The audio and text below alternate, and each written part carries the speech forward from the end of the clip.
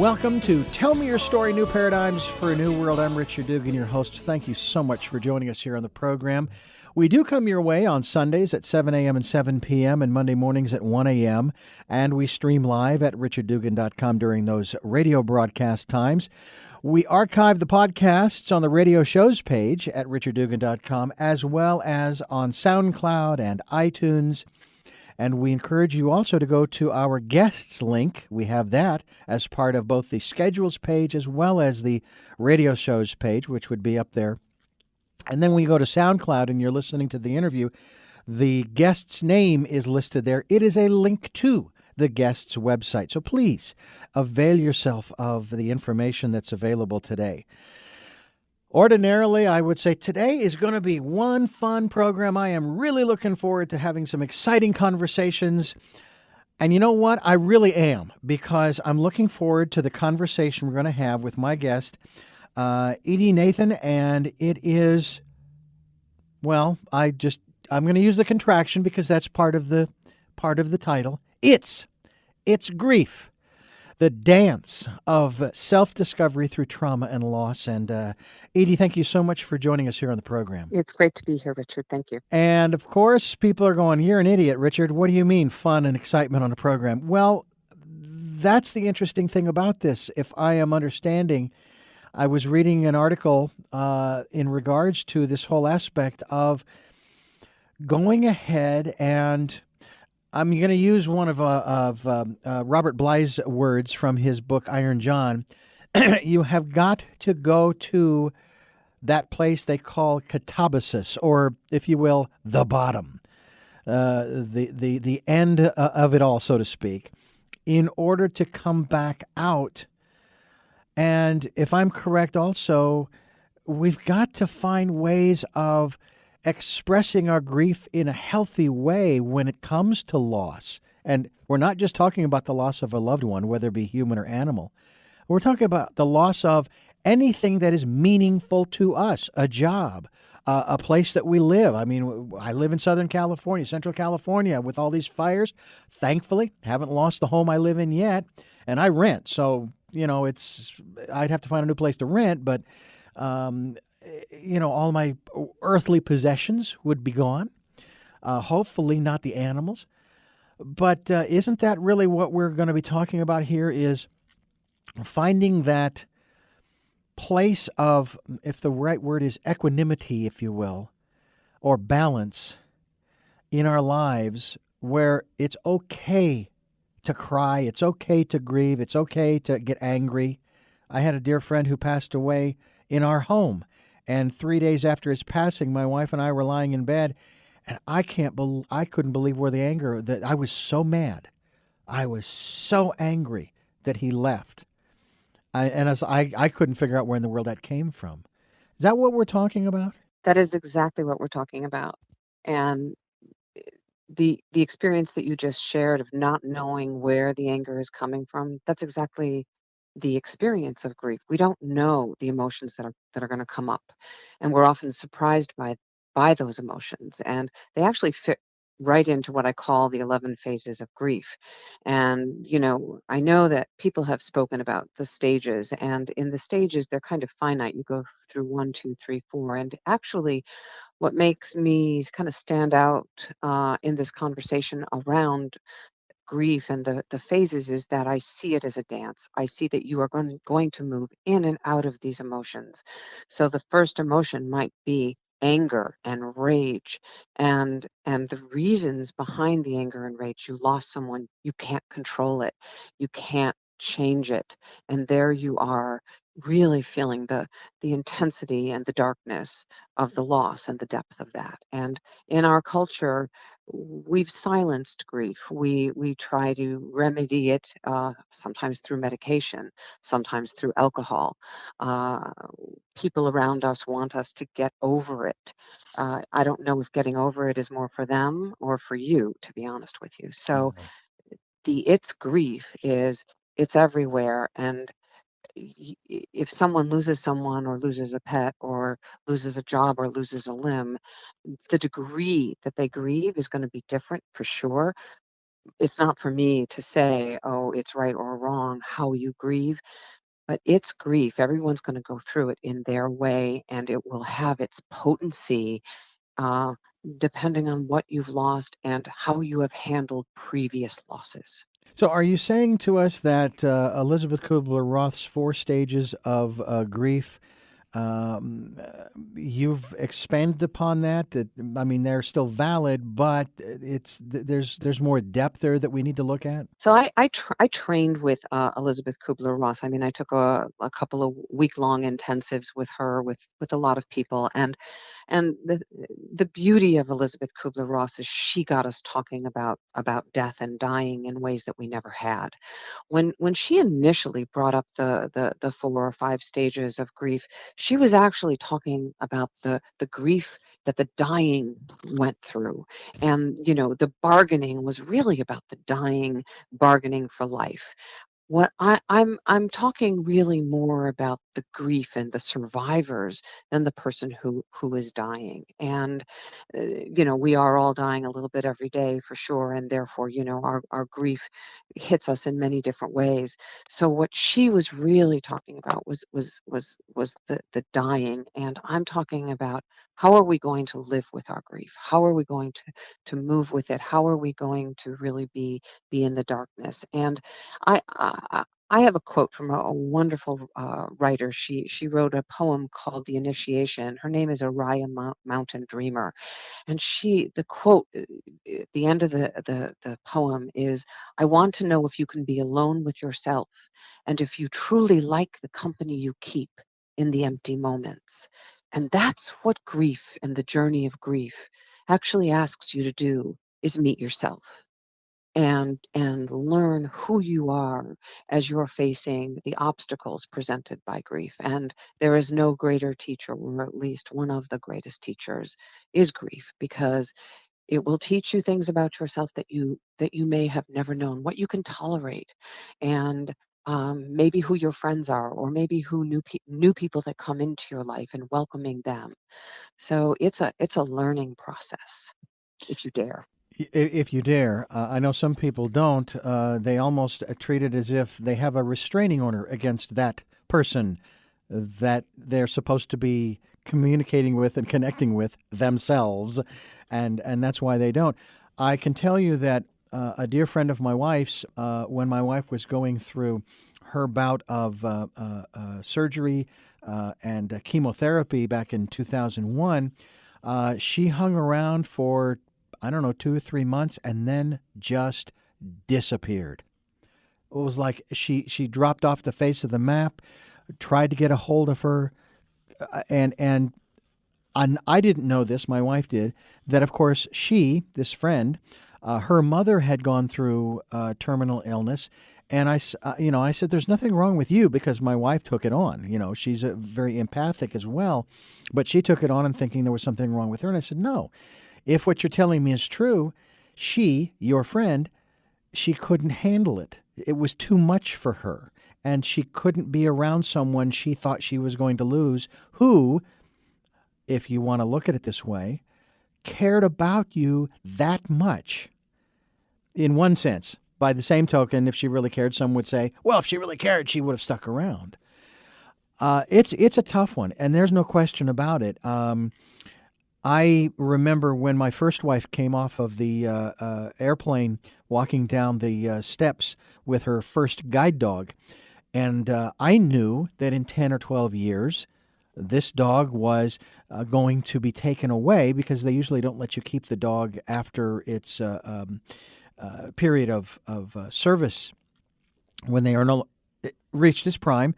And I said, "I'm not going to get close to this dog. No way. I'm just, because I don't want to face that." Well, the reality was I did. I mean, how are you going to not? I mean, they're living there in the home with you. But as my father once said, "Eat, drink, and be merry in moderation, because nobody gets out of this world alive." Well, for those of us who are alive today, that's true.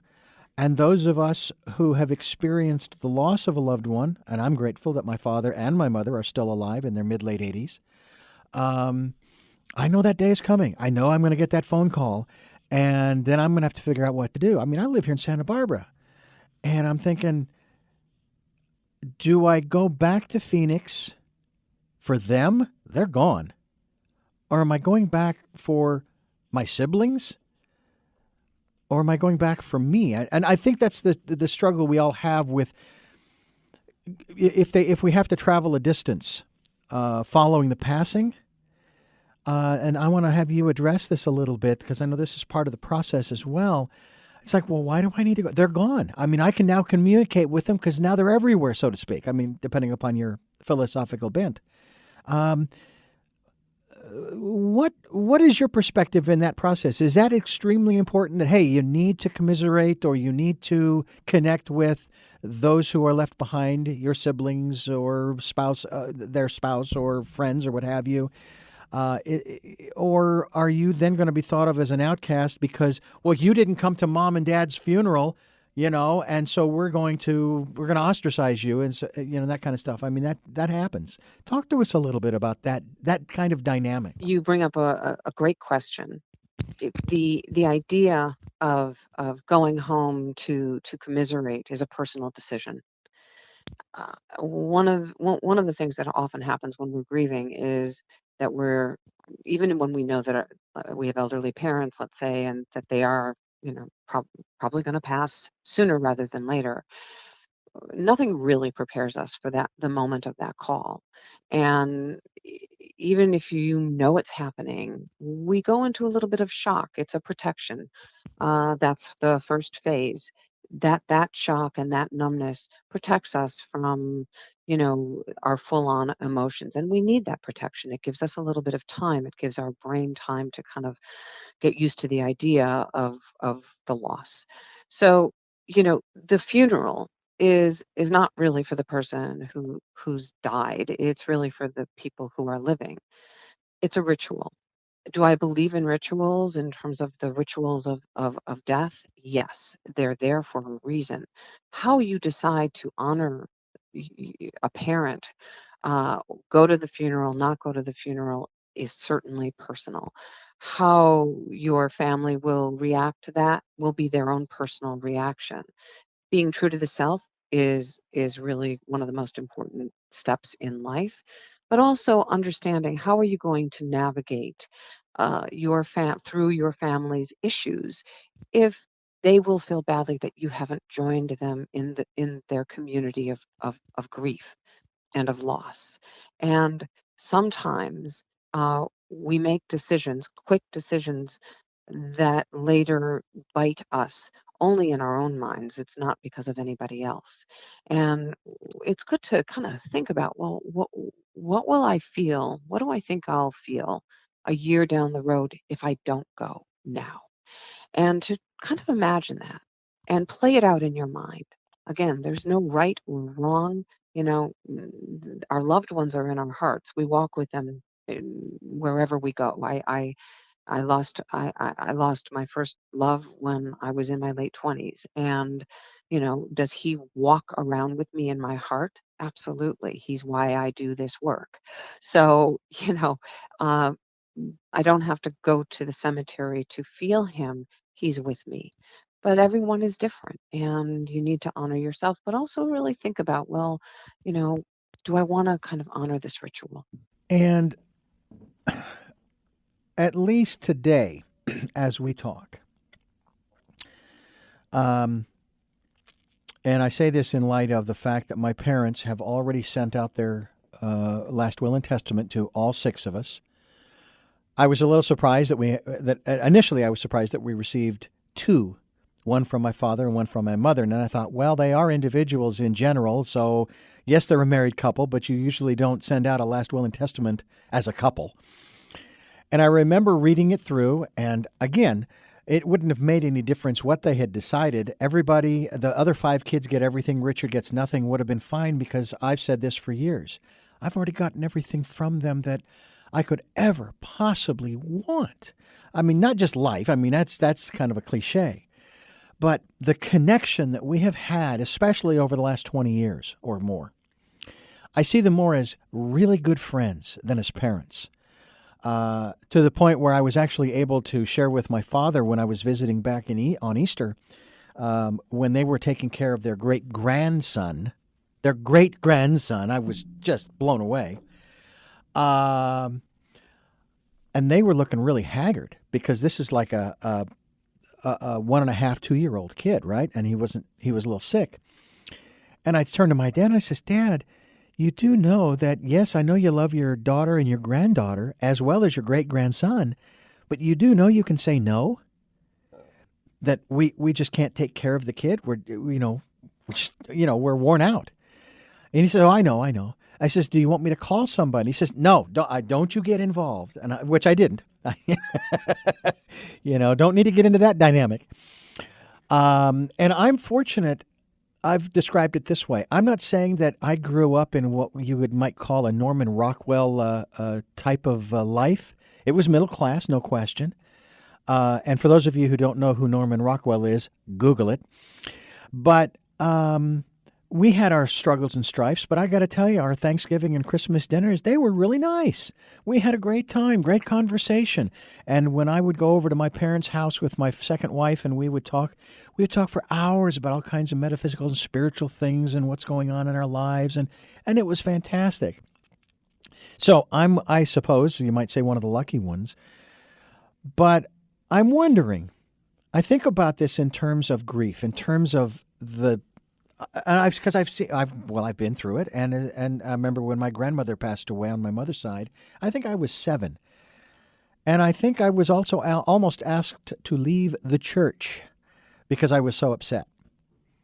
And fortunately, I guess I calmed myself down because I wasn't ushered out.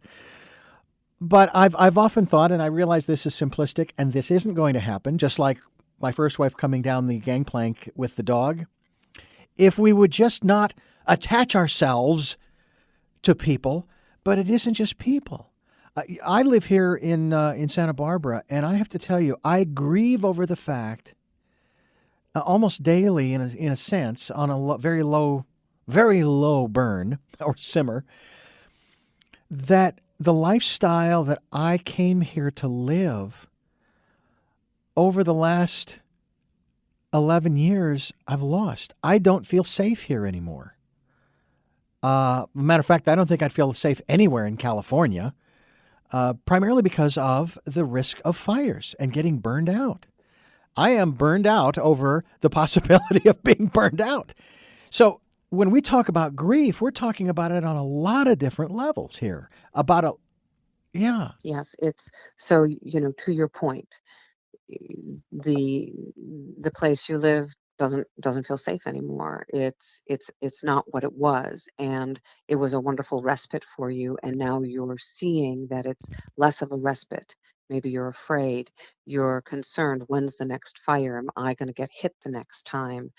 And you start to, you know, really think about, project into the future what's going to happen. And that kind of ruminating can actually cause us grief, the that kind of anxiety. And certainly, oftentimes, anxiety, depression, even rage can often just, it can be held onto its own. But then if we can look back, we can say, wow, you know what, you lost something, there was something that you really grieved, and that wasn't really handled or dealt with. And so grief is everywhere.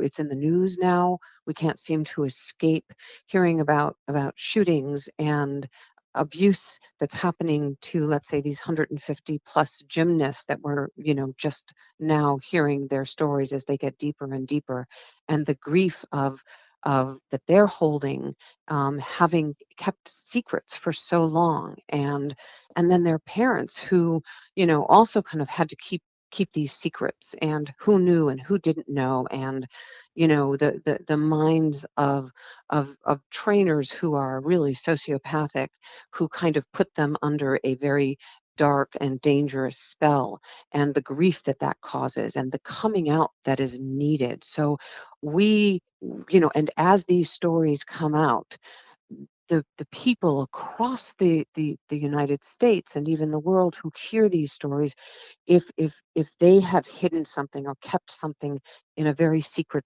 place, all of a sudden they may get triggered.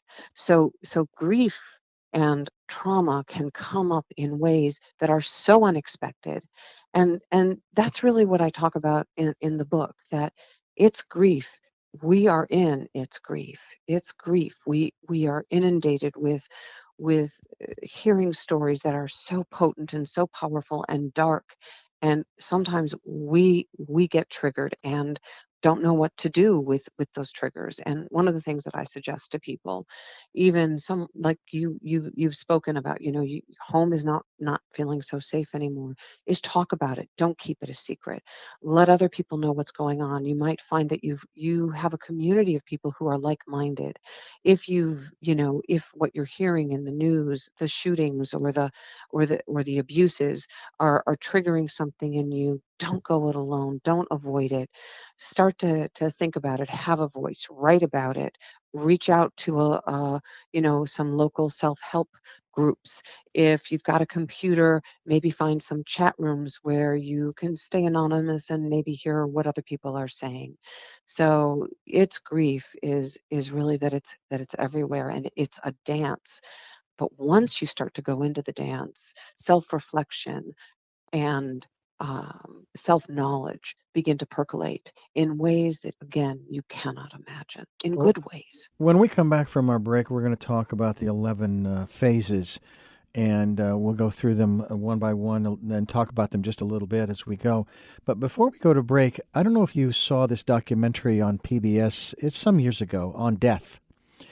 And this team traveled around the world to different places to document the grieving process. And I found one in particular so profound. They went to this tribe, and I wish I could remember if it was in Africa or South America. I don't I recall. I'm seeing the images in my head. I'm thinking maybe Africa. And they were allowed to come in. They asked permission. They were allowed to come in to watch the process after the person had passed, and they prepared the body, and everyone was around it. This was what struck me so profoundly, though. At one point, the head of the tribe requested that the documentary team leave, because what was about to happen in that village was unpredictable, and that they could not guarantee the safety of the documentary team. And they left. But they were told what was going to happen. And what supposedly happened was that the entire tribe went through the grieving process and in the phase of anger and frustration and so forth. In other words, that real, potentially violent emotion, if you will. And first of all, I thought it was wonderful that they were, the request was made. We can't protect you. We think you should leave. And at the same time that they were actually willing to actually have a phase in the grieving process as a tribe, as a community, where it's time now to express our anger. I realize that isn't exactly the way these steps work. They don't necessarily come in this order. But I just thought that was a fascinating documentary about looking at the ways in which different cultures deal with death and dying. And, of course, in the West, in the United States in particular, we're probably last when it comes to dealing with death in a real positive way. We almost, again, as you said earlier, we want to ignore it. We don't want to acknowledge that it actually happens. We want to sanitize it. Yes. Well, let's talk about these 11 phases. We're talking with Edy Nathan. She is the author of It's Grief, The Dance of Self-Discovery Through Trauma and Loss. We're going to talk about the 11 phases of grief, of grieving, if you will. And we will do that as we continue here on Tell Me Your Story, New Paradigms for a New World. I'm Richard Dugan. Welcome back to Tell Me Your Story, New Paradigms for a New World. I'm Richard Dugan, your host, and I thank you for joining us. I say us because I'm joined by Edy Nathan, and she is the author of It's Grief, The Dance of Self-Discovery Through Trauma and Loss. And we're also going to talk about these 11 phases. Um, but first, before we jump there, let me ask you why this subject, this emotion in particular, is so important to you. What happened in your life that flipped the switch saying, I got to talk about this. I've got to do something about this. I need to share with people. I went through many different losses in my life and moments of trauma, from having been bullied to being overweight to being sexually abused, and then ultimately losing my first love. And I was in my late 20s when I lost my first love, and I wish that I had had a guide, a book to help me really cope with and understand what I was going through. Um, and there was really nothing out there. Especially being a younger person, the messages that I tended to get were, you'll get over it. What also happened in mourning my first love was that all the past traumas that I had experienced started to come up, and they obviously had not yet been resolved. So I really started to think about, well, gosh, grief hits us in so many different ways. And it's, yes, it is the loss of a loved one, but trauma that is not dealt with, it causes grief and can really, hit the body and affect the body. And certainly the weight was a response to having been sexually abused. And so often women and men who have been sexually abused will um, really suffer with ways to protect themselves. They need to control what's going on, whether it's I'm going to put weight on, or I'm going to starve myself, or I'm going to get into alcohol, or I'm going to do some drugs, just to calm the self, protect the self, and make the self less available.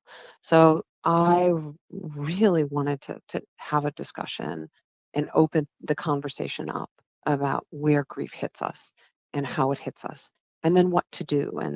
And what I really have hoped to accomplish in It's Grief is that I'm a companion along this journey with you, and I'm not telling you what's right or what's wrong. I'm actually saying whatever you're going through is right for you, and you're going to have ups and downs. And there are self-assessments in this, and knowing who you are. Like I talk about, are you an extrovert? Are you an introvert? Are you an ambivert? And knowing, gosh, I cope by being more alone, or I cope by being in a crowd, or I can actually kind of go between both, can help you navigate the kind of help you need. And that is, I think, an important self-assessment, because it helps you help yourself. And that's really what I want people to be able to do, is help themselves through this. Yeah, but I want somebody to tell me what to do. This is too hard. It's too hard. Yeah, And for some folks, it it is is. hard. Yeah, it is. And you know what? This isn't easy. And it's my book cover is actually a picture of a figure that's jumping off of a cliff Mm-hmm. and jumping into another person's hand. And it's actually a picture that reminds me of the tarot, of the Fool's card. And the Fool is actually very bright and has a lot of curiosity. And really, in this journey, one needs to take a leap of faith, a leap over the vortex, over the depths, over the darkness. And that hand can be the hand of a therapist, a friend, a family member, but that hand also needs to be your hand, Mm. so that you catch yourself. And that is part of this dance of self-discovery, that you have yourself. And as much as you don't want to take that leap of faith, as much as you would just rather avoid it, avoiding it makes it bigger. And we know that, we can see that in anxiety. You avoid it, try to ignore it, and it just gets bigger. Anger, avoid it, quiet it, quiet it. It just gets bigger. When you start to recognize it, honor it, then it actually quiets. And you have an opportunity to actually quiet the self. I've also found too that, and this is just for me, I don't know if this necessarily applies, but I always found too that when I'm dealing with whatever it is that I'm worrying about, thanks to my Irish heritage, uh, nighttime is the worst time to deal with stuff because nighttime, it's dark, there are no boundaries, and whatever the problem is, whether it's grief or I'm dealing with my finance or what have you, it's huge, it's enormous, and that I have to find a way to quiet my mind until sunrise because when the sun rises, now it's the light of day. The light is now shining upon the problem, and it's not so big. And so we need to find a way in our lives, whether it's day or night, to have the sunrise. If that means, again, as you've quite eloquently put it, have somebody that you can touch base with. The only time that I can consciously remember ever not having any fear was when my wife and I both lost our jobs. Now, it was interesting because, first of all, I knew mine was coming because the station was being sold and we were all being let go. And we were told when our last day was. But my wife was very worried. She was very concerned. And I remember thinking and sharing with her at that time, I said, well, I've been through a lot of workshops and seminars. I've interviewed hundreds of people up to that point. And I said, the only advice I've ever been given that applies here is that when you come to the edge of a cliff, she used the word precipice because that's how she felt, that we were on the edge of a precipice, you jump and you trust. And your drawing, your picture, your painting on the front cover of your book, It's Grief, basically is saying that you need, in this case, he's not jumping, but nonetheless, stepping out and trusting this outstretched hand, whether it's another person and or himself or herself. And that's, again, it's a hard one. It's a hard one because we are, especially men, are taught to, well, man up, suck it up and just keep going forward. I don't care if you broke both your legs and your wrist is blah, blah, blah, blah, blah. Suck it up and get the job done. We don't have time for this.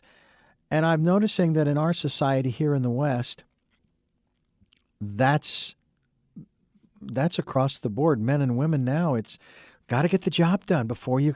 And I do have to tell you that my very first general manager told me, if you ever feel like panicking when you're working on whatever it was, and also reminding me that it wasn't brain surgeries and nobody's going to die, because it was radio. She says, if you ever feel like panicking, all right, hold on to that. Just don't dive into it. Resolve whatever issue you're dealing with, okay? And once it's resolved, you can go over in the corner in a little puddle and you can panic. And that was her suggestion. Now, she wasn't being mean or cruel or anything. It was just convert that energy into something productive. She wasn't saying you couldn't panic. She was just saying, hold it until you get to a place where it's a little more appropriate. Should we be doing that with grief? It's such an interesting question because the answer is sometimes yes and sometimes no. There are going to be times when you're feeling that anxiety and, it's so overwhelming, or you just want to cry, but you're in the middle of a meeting and you can't do it. And in those times, I suggest to people, oh, like create a beautiful box in your brain, and let that be your cry box, and let that be your anxiety box. And when you're in a place that's not appropriate to experience those tears or to experience that anxiety, and it's not easy to do necessarily, but put the anxiety, put the tears into that box, and make sure you make a date with that box, with what's inside that box later on, and pay attention so that you're not avoiding it, but you at least are honoring it. But you know that if you were to go into your anxiety or into your tears in that moment, that you you would, the shame that you might feel, the embarrassment that you might feel, or the sense of overwhelm may be so great that it takes you into another dark hole. So it's actually learning how to kind of control your impulses a little bit. Now, anxiety, and someone who has anxiety, and I certainly have suffered from anxiety in my past, it's not easy to just quiet it or soothe it.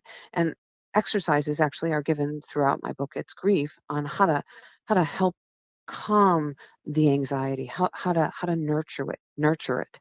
And one of the biggest things is to acknowledge it. And even to acknowledge it if you're with people who are friends, and you start to feel that anxiety, you can say, "You're not going to believe this, but I've got, right now I'm feeling like a little nervous, and I just wanted to let you all know." And you might realize that even by bringing it up, it calms it down. It is in the nature of hiding it that it grows, it gets bigger, it grows legs, and it becomes this untenable monster. And if you bring it out to light and you say, "Oh, okay, well, I actually it's okay, and I'm going to get in touch with my breathing." And one of the ways, again, to help with the anxiety, because our breathing when we're in an anxious state becomes very erratic, and it often feels that we can't catch a breath. And we, especially when you're grieving, it's like anxiety is very intense for some people, not all, is to hold your breath, which is exactly counterintuitive. But the message that we give ourselves is, "Oh my God, I'm not breathing, I can't catch a breath." If you hold your breath, if you weren't breathing, you wouldn't be able to hold it. So hold it, Mhm. and hold it for 30 seconds, and then let it go, and then hold it again, and then let it go. And you're telling your brain, "Oh, I can breathe. I am breathing." Mhm. And that calms you down. It Yeah. actually calms you down. What's interesting also for me is the experiences and awarenesses that I have had at the times of the passing of different individuals.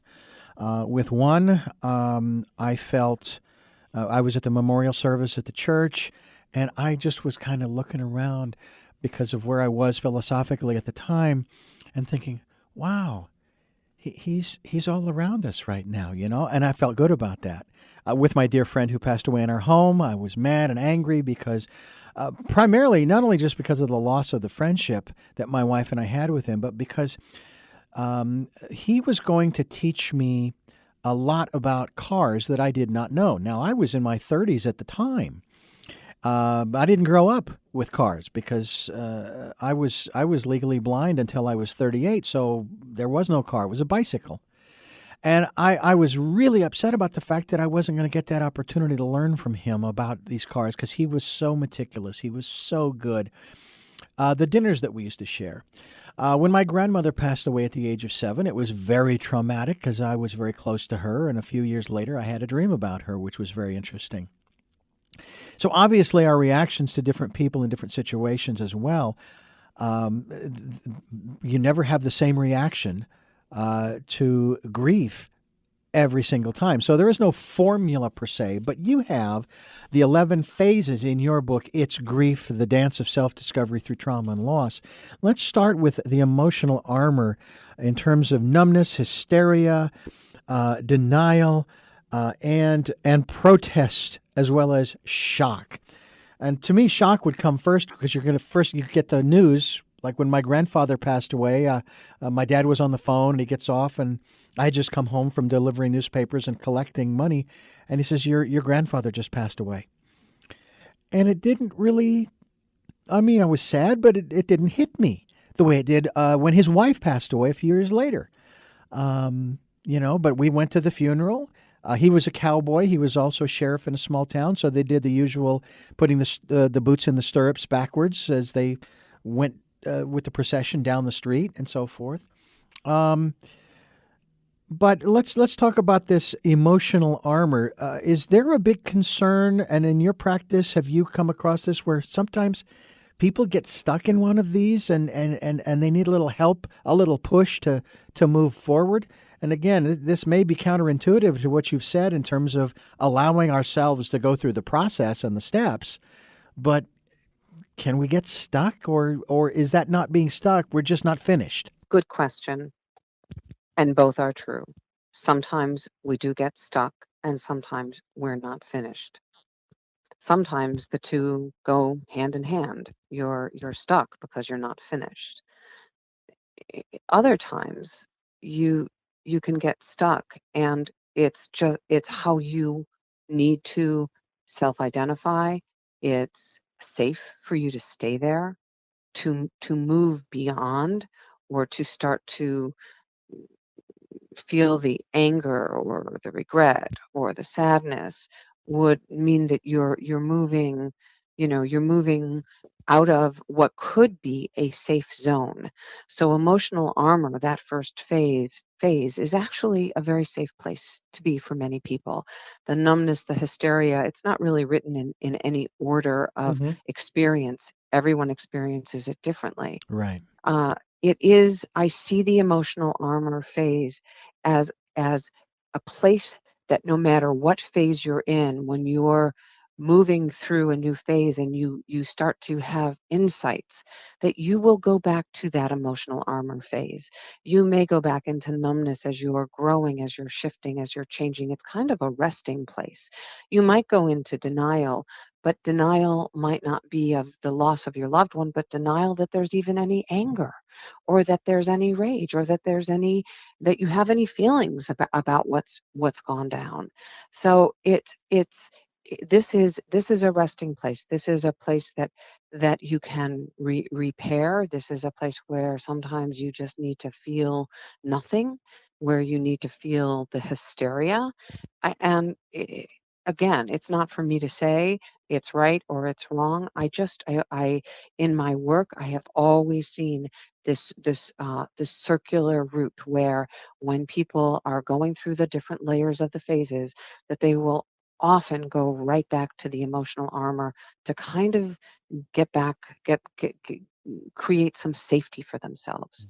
And then they are able to move on. If they get stuck in the numbness, or they get stuck in the shock, I'm gonna look for other reasons that may contribute to the numbness that is lasting so long that it's interrupting their ability to navigate through the other phases. Talk to us about role confusion. And again, folks, yes, there are 11 phases, but not necessarily in any particular order. What about role confusion? When we lose someone, we lose uh, a parent that we have perhaps been a caretaker of, and now we're no longer the caretaker. Oftentimes we will say, who am I? Who am I now that I'm not this caretaker? Or who am I now that I have lost my spouse? Or who am I now that I don't have a job, or that I've lost a limb, or that I realized that I was adopted, and that I have a birth mother? Who am I? And this role confusion is often very much part of the grief conversation. And it is also part of self-discovery, because the more role, we all have roles. We play many, many, many roles. I'm talking to you right now and I'm in one role, and I go into work as a therapist and I am in the role of therapist. And I am married, and I then am in role of wife. And these roles are always, we're moving in and out of them. We so when we lose our identification with a role, or the person who we associated that role to is no longer around, it is confusing. And what I'd like to address is, what are you going to do about who you now are, and who do you want who do you want to be, and how can you integrate your sense of self into this grief conversation? Talk to us about the 3 Ds. Mm. Distraction, depression, detachment. There is nothing like grief to make you feel distracted. Um, y- Yeah. you know, I know I mean, I have a funny story, and we do have funny stories even when we're grieving. When I lost my first love, I live in New York City, and I take the subway, and I had actually put on two different shoes. And I was a completely I mean, it's funny, and it was funny even then. It was like, I'm not present. I am so distracted that I put on 2 different shoes, and I didn't even know it. I wasn't aware of it until I looked down, and I go, "Oh my god, like, what did I do? How could I have done this?" But, and that's a little distraction, but the distraction of actually the distraction really affects our sleep. You brought up sleep. We're distracted. We can't think. We can't calm ourselves, and our minds are constantly working through what could I have done? What could I have done differently? How am I going to, exist with a missing leg? How am I going to re-enter the world after coming back from Vietnam or from, Afghanistan? What am I going to do? So that is certainly it's a not knowing, and depression is that darkness, that deep hole, that sense of I don't want to eat, or I'm eating too much. All I want to do is sleep. I don't want to talk to anybody. I feel alone. I feel that I can't do this. I don't want to live. And that is the depression. And then there is detachment, and there is actually healthy detachment.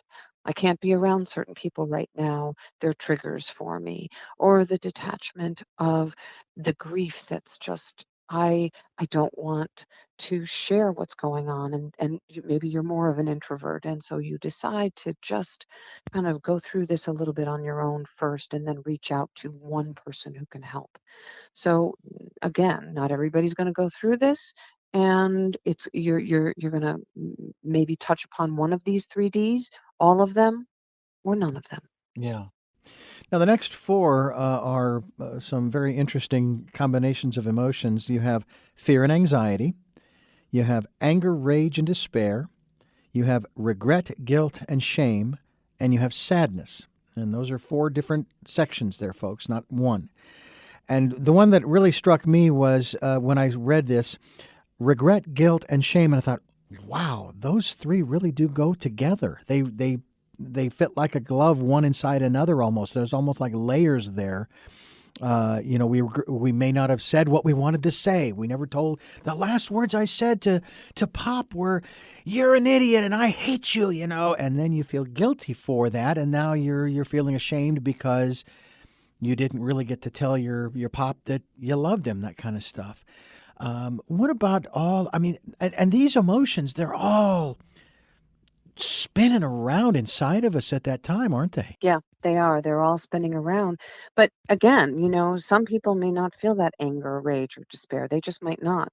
And some people might. And, that is the beauty, I think, of the 5 phases, because you will certainly move in and out of them. And you might find that not in the moment, but a year down the road, 10 years down the road, all of a sudden you're starting to feel something, and you thought it was closed. You thought it was over. And it's not. That's what I hate the most. Yeah. Yeah, yeah, yeah, and one of the things that I really, want everyone to understand is respect whatever you're experiencing. Yeah. Respect your anger's capacity to help you heal. Anger is certainly can be a contributor to losing yourself, getting lost in the anger, getting lost in the rage, and almost identifying solely as this very angry, rageful person.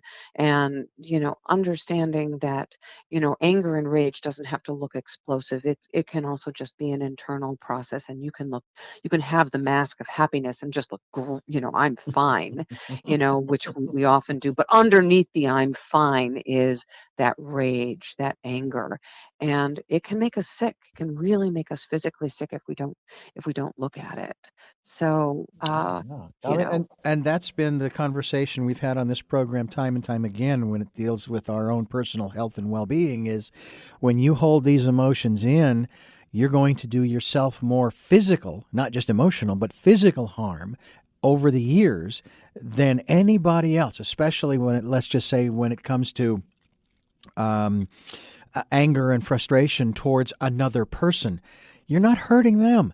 And I have to say, this was a great comedic line in a program once where this one character had a real frustration with a second character, and he says the second character says to the first, he says, "Are you thinking about me right now? Are you frustrated?" And da da da da. He says, "Yeah." I says, "Great, because I'm living rent free in your head." Was kind of the phrase, and in a way, that's what we do. We allow these people to live rent free in our minds, in our frustration, in our emotions, and it's not hurting them because they're not having to pay for it, but we are.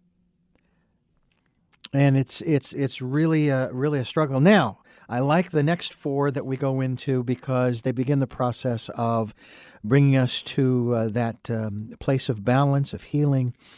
We have forgiveness, letting go with insight, purpose, and understanding. That's all in one. Repatterning, calibration, and integration, also in one. Support and support groups. That's going to be an interesting one because a lot of folks, they're familiar with the whatever it is, anonymous groups. I don't think there's a Grievers Anonymous per se, but looking for some group that you can sit down. I know hospice, they have available free support and so forth. And of course, number 11 is grace. And I'm actually going to have you jump to that one first and talk about grace. So what I say in the book is, in It's Grief, grace lends a certain dignity to the phases and gives the dance a special beauty. And it transforms past pain into present pleasures with fluidity, calm, and serenity. And what is grace? Grace is not this is over, this is done. It's actually I'm living with this, but it's not interrupting my joy, my ability to work, my ability to have a relationship. You're living with your grief in grace. And grace is beauty, it's divine, it's it's surviving, it's positive, it's all of those things. And it can be spiritual, it can be godly. It's not meant to have a religious connotation. It's just meant as a peaceful place, a place of internal peace. You know what came to mind as you were sharing that? Are you familiar with a piece of material that's corrugated plastic or could be corrugated metal?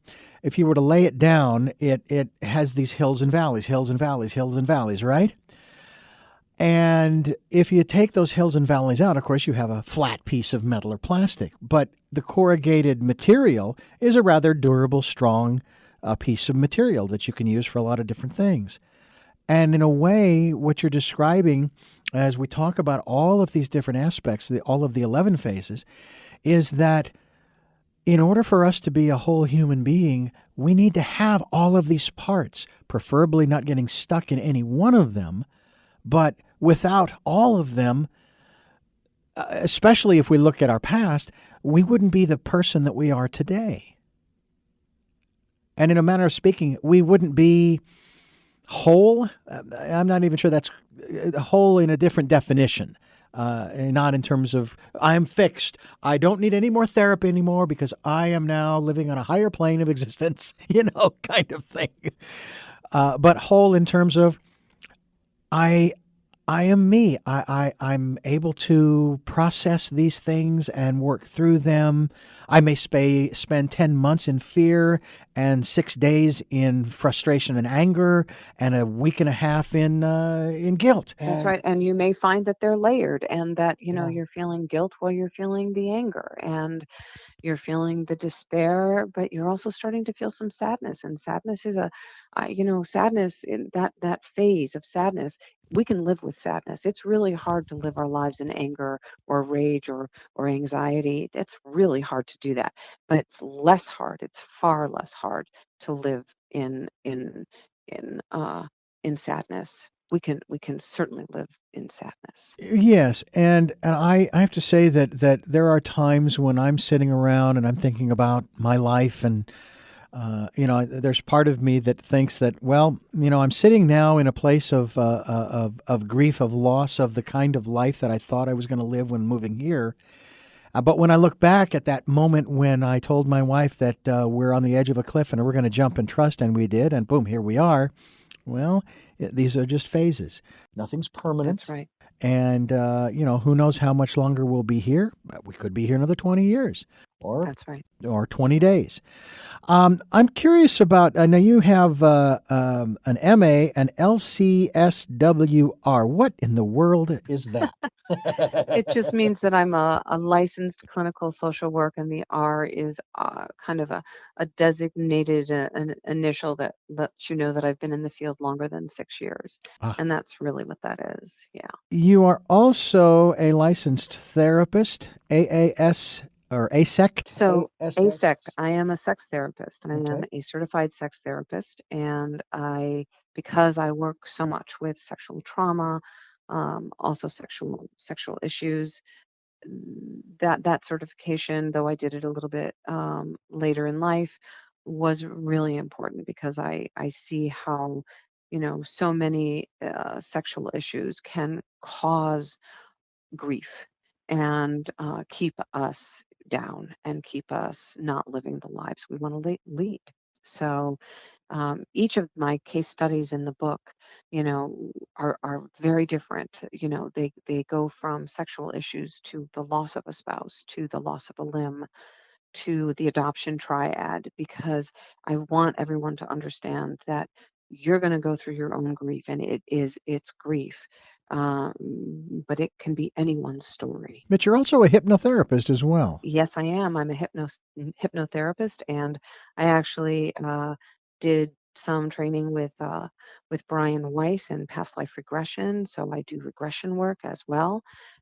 So it's I really try to combine a lot of my own different tools to help people, because what one person needs is what they need, and another person has individual needs in terms of how I can help them and how they can help themselves. And EMDR? EMDR is actually to help people work through trauma. It has been used for the survivors of wars, for the Oklahoma City bomber survivors, and it is actually an eye movement exercise that is led by a therapist to help you change the thought process that's going on in the brain. And our brains are our best friends in healing. And it's to me interesting. And normally I don't go through the list of degrees and things with our guests. I let our listeners go to the website, but I just found it fascinating because you, as you say, you have incorporated so many different, I use the term modalities. Modalities. I'm curious, one modality we haven't talked about yet, I want to throw this in because I'm curious as to how your intuition plays into the work that you do. It's always there, and I believe that we all have intuition. You have it. We all have it. How we decide to access it is another conversation for sure. Uh, that intuition is working on so many different levels. My sense of smell, my what I'm seeing, and what I might be even tasting in my mouth. And if if I allow myself to really just sit with someone and let my body feel whatever it's going to feel in the presence of that person, my body and my mind actually speak to me and let me know something's happening here. And uh, it feels hot, it feels cold, and I can then use that information and ask questions based on that information that I'm getting. And I might not say I'm getting hot or cold, but I will certainly ask them to go into their bodies, and I will ask them to use their five senses to describe what's going on. And my intuition is a powerful tool. I think that people who have suffered abuse and gone through early traumas, that their intuitive skills are sharp, and the more that someone has dealt with early on in life, the sharper that those intuitive skills are. Now, one of the things you mentioned in your own life, I have not experienced this myself, but I've been around long enough to know that when women in particular, but men as well, who have been through traumatic situations and start putting on the weight, that is a form of, in one sense, it's a form of protection. Very much so. And when I see people, and I'm not even speaking to the issue of obesity, because that's a whole nother thing too, but when I see different people in different circumstances, and they're very large individuals. One of my first thoughts is, not that it's any of my business, but I wonder that they've obviously been through some kind of trauma. They've been through something pretty horrific that they've felt the need to put on that protective layer. But they're more concerned about protecting themselves than they are about their own personal health at that point, because that's where they are. I don't think it's so conscious. No, I don't no, it think is it's not. No. It's an unconscious thing that's happening, and that's the reason why. And then the other thing too that I find interesting too is when we get stuck in a lot of these things and we do these kinds of destructive things to ourselves. And again, most of the time it's unconscious. We get so distracted from what it is that we could be doing. I mean, this program is about giving people choices and knowledge of those choices to help make their dreams come true. But if you're stuck in this or that or the other, you're stuck in the grief, you're stuck in that, again, those different emotions, boy, you it's like you said before, grief, darn tootin', it distracts you. And it'll distract you from pursuing those things that you'd rather be doing than whatever it is that you're doing now. That's right. In a manner of speaking, through no fault of your own per se. Mm-hmm.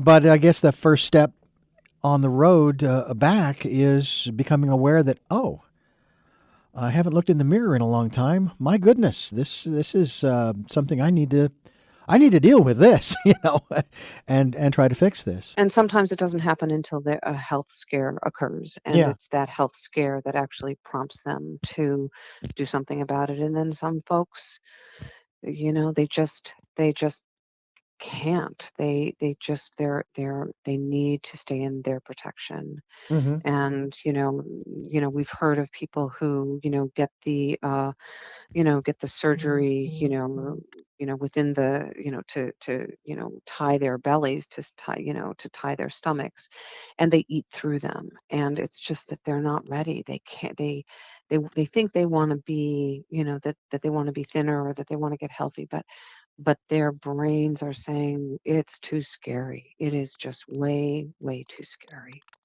And that is a form of grief, for sure. It's just amazing to me what we go through, sometimes what we put ourselves through. And yeah, there may be some truth to the old adage, whatever doesn't kill you makes you stronger. But, I'm not a fan of the trauma and the drama. And maybe that's an avoidance reflex on my part, because I went through the whole bullying thing too when I was growing up. But instead of some of the other methods, I learned to run. I did real well in track and field. And so I managed to stay one step ahead most of the time. But it wasn't a lot of fun, but it's also made me the person I am today. So I can't remove that valley from the corrugated sheet and still be the person that I am today. That's right. And so for people who are hearing this program, who have gone through these processes of grief at some level, or they feel maybe that they're stuck. And again, when we talk about grief, we're not talking about any specific event that's happened. It could be anything that you're grieving. As I described earlier, the grief of the loss of the way I felt when we first moved here to Santa Barbara. It's not the same. First step is to realize that, hey, you're here, you're alive, and if you want to stay alive for a good long time. See, I have to outlive my great grandmother. She lived to 100 years of age, and from 95, from her age of 95 to 100, I was always telling people at family reunions I was going to outlive her, but she was making it really hard. And so I've still got 42 years to go. I'm 58, and so I've got at least 42 years, another lifetime. And so I'm doing all that I can to try to stay healthy and well adjusted and all of those good things, and not irritate other people to the point where they feel like, you know what, I'm taking you out, buddy. Absolutely. And i- just in terms of this whole grief conversation and healing and what healing is, and I'd just like to leave your listeners with this idea, and it's a quote by Akshay Dubey, and the quote is, "Healing doesn't mean the damage never existed. It means the damage no longer controls your life." And that's a big difference. Big difference. We're talking with Edy Nathan. She is the author of It's Grief, The Dance of Self-Discovery Through Trauma and Loss. We're going to talk about the 11 phases of grief, of grieving, if you will.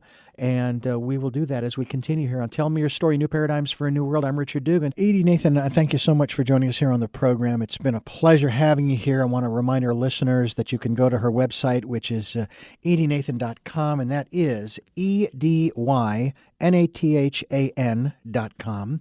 You can check out the work that she does and maybe get in contact with her if you think she might be able to assist you to work through a process or two. I would assume you do that phone or Skype or that kind of thing. Are you doing those kinds of things online? Yes, I actually do intensive weekends and week long for people who really want to kind of look at their grief. Okay. It's Grief, The Dance of Self-Discovery Through Trauma and Loss. That's the title of the book, and we encourage you to check it out, to pick up a copy as well. And I would say read the book. If you need to jump to page 157 to review, please do so, because I think it will assist you. I want to thank you so much, Edy, for joining us here on the program and for sharing with us both your story as well as the work that you're doing through this particular book in terms of It's Grief. And should you ever find yourself, I've never been able to get the mileage down, 5,000 miles to the west, or I don't know if it's 3 or 5, we'd love to have you in studio to continue this conversation. Oh, I would love that. Yes. Thank you so much. I've only been to New York once. It was back in 1993. Just so happens we were standing in Central Park on Earth Day, and a very large crowd was headed our way, and we had to hightail it out of Central Park so we didn't get mobbed. But it was a great No. time, and so maybe, who knows, maybe if we make our way out there. My wife, she just wants to fly out there and go to either Carnegie Hall or Madison Square Garden for an event, or even Broadway to see a play. Even if it was, we'd fly in the morning and get there, go see the play, and then fly home. It wouldn't matter to her. I love it. What a great idea. Absolutely. Before we let you go, I have 3 final questions for you. And again, thank you so much for the time. First question is, who is Edy Nathan? I'm taken aback by the question. Who is Edy Nathan? I am a woman who's known my own grief and learned to live with it, and have learned to really enjoy life, even as grief walks next to me. What is it that you hope to or want to achieve through the work that you're doing now?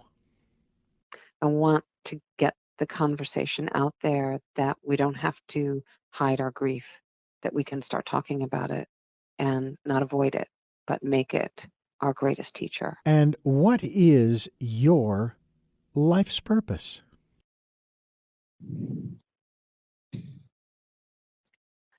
To teach, to be generous,